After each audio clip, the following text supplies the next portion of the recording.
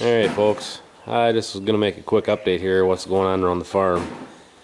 As you can see, the corn planter's hooked to the 4020. Last night I did plant 10 acres of corn. I did not get a video of it. It was kind of in a hurry to try and get done before dark, and I forgot the camera. I took the loader off the 4020 yesterday too. I don't really need it on during the summer until I have to start moving hay around, and it only takes 10 minutes to put the loader on or take it off. But a little problem with my monitor, my one row here. It's giving me a fault the whole time.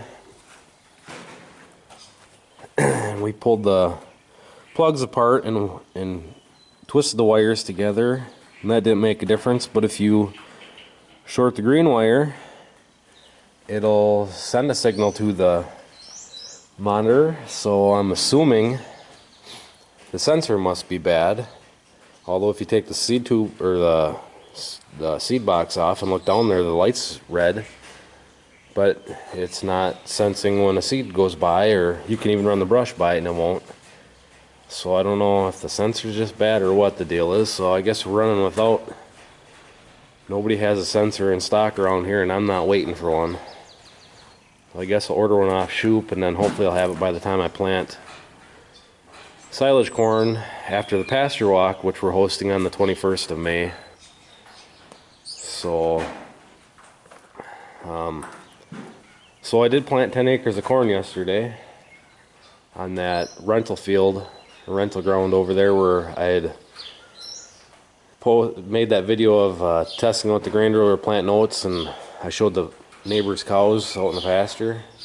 I planted that corn last night. Now this morning, hopefully I can get 8 acres planted over on my land that's north of the crossroad up here. It's supposed to rain and be really windy this afternoon, so hopefully I can get that planted before that, and then I'll be done with the corn planter until I plant silage corn. Tracks are back on the skid loader. There's a whole nother story behind that. Still haven't got that fencing project done yet. Been waiting on the neighbor. It's getting to be where I'm gonna say piss on it. I'm just gonna run another strand of high tensile wire where it is now and get my cows out. It's pretty pathetic when you're mowing the lawn already and you don't have cows out on pasture. But the other day on an online auction, I bought a set of booms for my sprayer. They're a three-point mounted booms here. You can see the mounts. They're 40 foot wide. I want to fix them all up and try and mount them on my sprayer, because right now my booms are only about 24 feet wide. And they're all bent up and everything, so I'm going to try and get these mounted on sometime. I know it's not very easy to see them laying here on top of the bales, but they look like they sat in somebody's shed in the dirt for a while, but that'll work for me. So I got those booms. I'll show you the sprayer here in a minute too. It's in the shop. Never fails every time I go to spray corn or spray anything, the wind starts to blow. So I pulled it in the shop last night and whoever had it before me welded the booms to the mount, which was adjustable. So I cut the welds and replaced the broken bolts, and then I lowered them down so the nozzles are close to the ground. But cows are waiting to go out on pasture. Well, I'm gonna get the bull out with them today while they're still in the lot here, and they can go through the rigmarole of pushing each other around, and I need to get back out here and finish working on this lot area.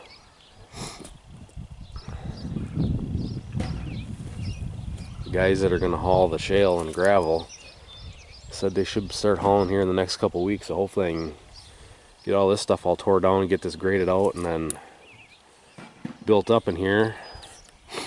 I haven't worked on the alley really anymore.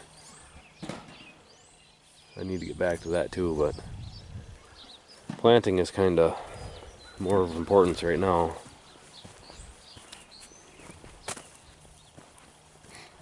There's a loader.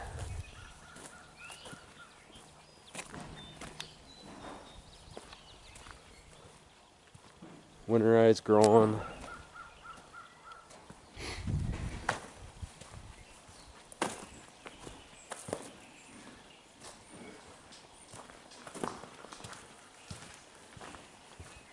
So in here, I got the sprayer in the shop. I'll show you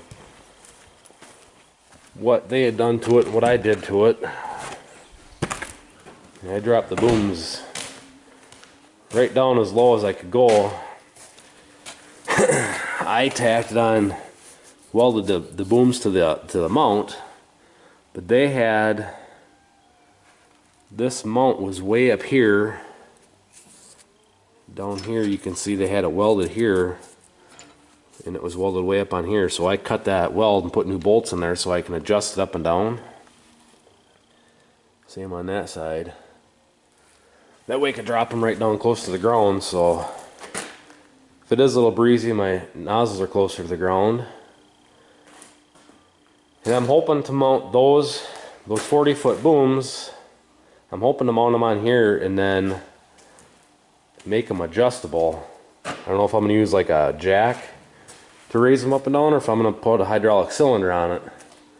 But I want to make them so they're adjustable up and down, and then I'm probably going to put a wheel on each side, so in the side hills, if I'm running close to the ground, there will be a wheel on it to hit the ground before the booms ever hit the ground.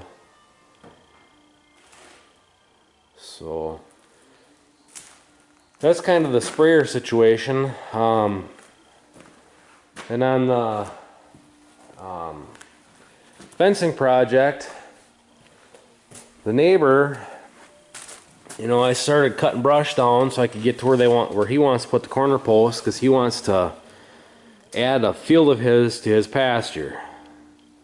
So I got all the brush cut on my side ready for fence, so I could get in with the skid loader and set the corner post, and he wanted me to call a surveyor to come out and mark that hillside, because we can't see where the fence is on top of the hill and where the corner marker is for the property line on the bottom of the hill. So he wanted 3 points marked going up that hill so we could build a fence. Well, surveyor wants $1,200 to put three marks in there.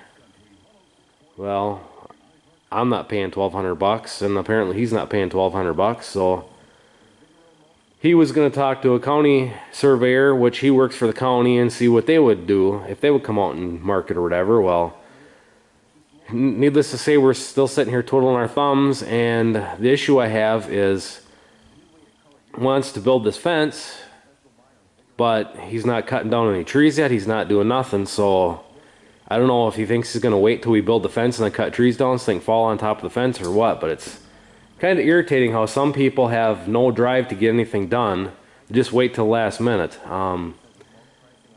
He bought 4 heifers, and the other day they were half through the fence trying to eat the grass on my side of the fence. His electric fence doesn't work half the time, and of course I only have 1 strand on my side, and that was the whole deal when he bought heifers back when I was hauling manure. I talked to him. He was standing along the fence line or whatever. I told him, I said, we got to build a new fence between us, because if you're going to have cattle and you're going to have a bull, chances are I'm going to have a bull at the same time you're going to have a bull, and we're going to have a bull on both sides of the fence. So we got to redo the fence between us. And he agreed. But now he's got his new heifers turned out on pasture, no fencing done yet. So, and I tell you, the barbed wire, half the clips are missing off of it and everything, and I want the barbed wire gone. I want 4 strands of high tensile. I hate barbed wire. Anytime my fence is shorted out, it's shorted out on that fence line in the barbed wire. And I didn't want barbed wire when the barbed wire was put up 10 years ago with the previous neighbors. But that's what they wanted, and I argued it, and they went ahead and did it when I was at work anyway, so it's a little late to change it. But now I'd like it gone. So yeah, so the fencing project isn't done yet either. It's just, I don't know. I'm letting the bull out with the cows today, and I'm hoping tomorrow the cows are going on a pasture, and I'm gonna put them over in that new field that we just fenced this spring, and then I'm gonna run a second strand of high tensile wire along the shitty barbed wire between me and the other neighbor. And I guess if he wants the fencing done the rest where he wants to add on, he's on his own on that, because I don't have time to wait anymore. It's getting too busy. I've another one of the guys in the neighborhood who does custom baling. I talked to him at the bar the other night, and he's going to give everybody my name for custom baling this year because he doesn't have time. So I have a feeling it could get really busy in a hurry here, and I don't have time to keep dinking around with people who don't have any ambition to get shit done on time or earlier. We wait till last minute. So yeah, that's just a little rant about people who procrastinate too long. And you know, I guess when you're a weekend warrior and you farm on the weekends, and during the week you have your day job and money's not an issue to you, and the farming's not your livelihood, it doesn't matter as much. But so anyways, today hopefully I'll get a little bit of footage of planting some corn.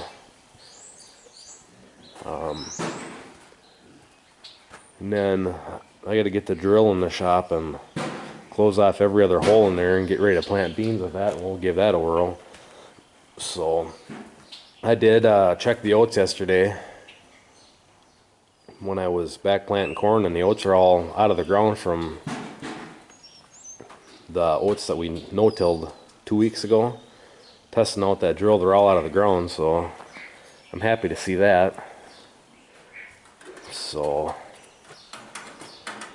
there's the old 4020 in all of her glory. She needs a paint job, and she needs her decals put back on, and a screen for the other side, and my truck tires in front. I'd like to get some 4-rib front tires for it, but on a loader tractor I seem to kill front tires fast, so I've always just put used truck tires on now. But and that's the new idea, 9200 with Kinze units. And actually, if you look on Tractor House, if you look on Kinze's, it looks like it's the same identical planter as a Kinze 2000. So she's been a good planter for quite a while.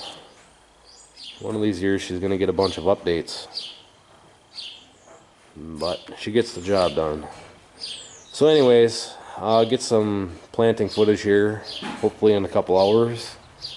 So, well, please comment, rate, and subscribe. Stay tuned for more. Thanks, guys.